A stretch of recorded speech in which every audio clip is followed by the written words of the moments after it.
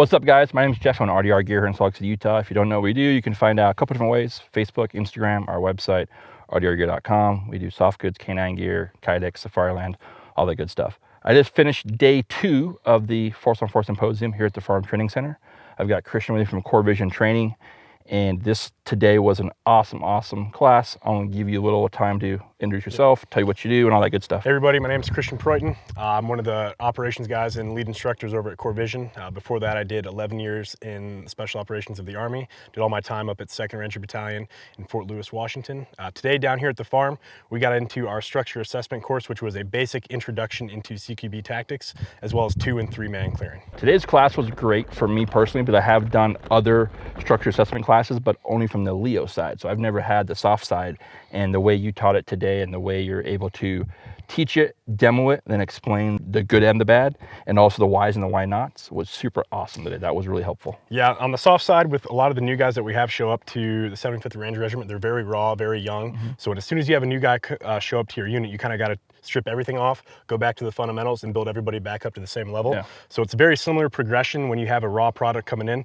especially with guys that don't have any sort of experience in structure assessment or CQB. There aren't any bad habits that you have to break. So once you lay that foundation, they start getting those reps and see that repetition and get set in the scenarios, you know, the sky's the limit for them at that point. For sure, because like when we did the 1-on-1, then 2-on-1, and then 3-on-2, it was, even me, Eric, and Taylor, we've done a couple different classes together in the past, but that last one, even the reps we had, the first where we had kind of the stalls on certain areas, or the pickup and aggression, man, that last one we ran was awesome. We watched it on the Christy GoPro. Oh, coming on the GoPro? It was legit. Yeah, it was a good rep. We yeah. like giving guys, you know, a bunch of different tools to have in their tool bag to solve whatever problem they have in front of them.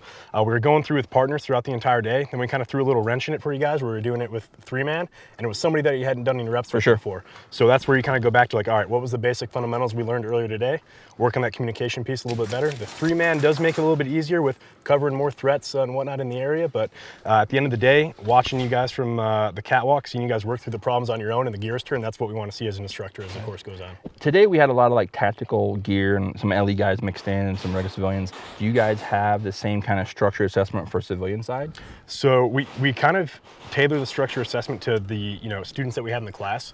Usually in Washington at our facility, we're kind of basing everything off of a concealed carry concept where we're usually running with pistols. We will have Op 4 run with a rifle kind of to simulate an active shooter sense if we get at that.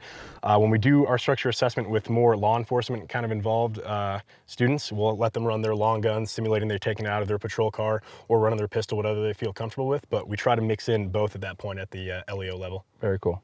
So today you focused on a couple different things, but we had so much going on, but I know we talked about pine, a couple other ones. What were 3, like if you were given a kid out there who's about ready to go to, in the military, who's maybe doing something, or a SWAT guy out there, what would be 3 things you would suggest in? The 3 things, the top 3 would be points of domination, knowing your placement in the room, knowing the responsibilities of the 1 all the way up to the 4-man. Button hooking a room as well. That's gonna give you the ability to cover the biggest threat area from outside the door, especially if it's a corner fed room. And with the button hook, you're able to see the other corners in the room before you go to the final clearance point. And the final one I would say is pacing. Do not speed through the shoot house. Whatever you're doing, you have to go slow, smooth is fast. You have to build that muscle memory, because as soon as your legs start moving faster than your brain can process the threats that you have in front of you, you're not going to be able to accurately engage the targets that you need to. So you just want to slow it down, build that good movement pattern, build the muscle memory, and then you can start speeding it up and push past that threshold. The button hook today was huge. That one we had not seen prior to today. We did the 1 and 2, but not the button hook. That was a good one to pick up today. I personally like the button hook, especially if I know it's a corner fed room, because that way the 2 and 3 know that I've already cleared the first and far corner in the room. Then they know that they can speed up and collapse our sectors. Coming up to a center fed room, that's a little bit different. I still will probably button hook. That way I'm giving the 2-man the quickest way in the room to cover my back.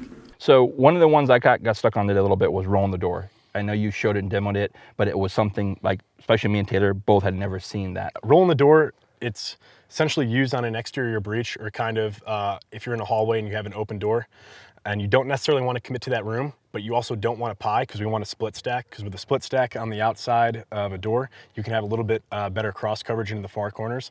So the roll in the door is just taking a nice quick step across that open breach, and then taking that step and pivoting back and then clearing that far corner opposite from you. You're not committing to the room. You're just trying to speed across that open breach or closed breach and essentially getting a little bit cross coverage into that room. Then you can go into a little bit more of a pie and then determine which way you want to flow into the room.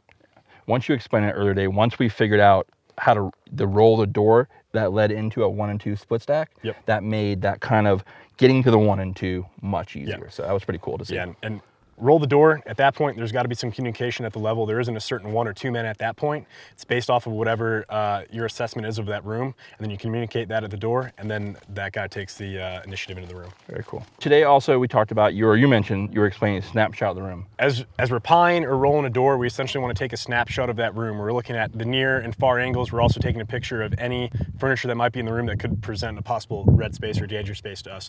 Then that's going to help you determine, once you enter the room and start clearing, that's going to be on your mental checklist of what you need to collapse your sector back on and need to look for when you're finished with the room. Yeah, it helped a lot because watching you do it with no sunglasses on, seeing the eyes move through the room. So that was kind of a cool way to kind of see how, because it was all almost done before you actually entered. So yeah, it was pretty cool to see. Wherever my eyes were going at that point, my optic and my muzzle will follow. Yeah. At any point in time when you're doing CQB, wherever your eyes and your optic and your muzzle go, it's going to be the same thing. You're not going to have your muzzle in one direction, eyes looking the other. So when you're taking the snapshot, you were still scanning with your optic and your weapon at that point. It was awesome today, man. I'm glad I came. Having you here was a phenomenal experience. So I'm glad. I think they were talking about having you come back. So that'll be super cool. How they find you guys? Social media, Instagram? Social media, you can find us on Core Vision Training for our Instagram, also corevisiontraining.com.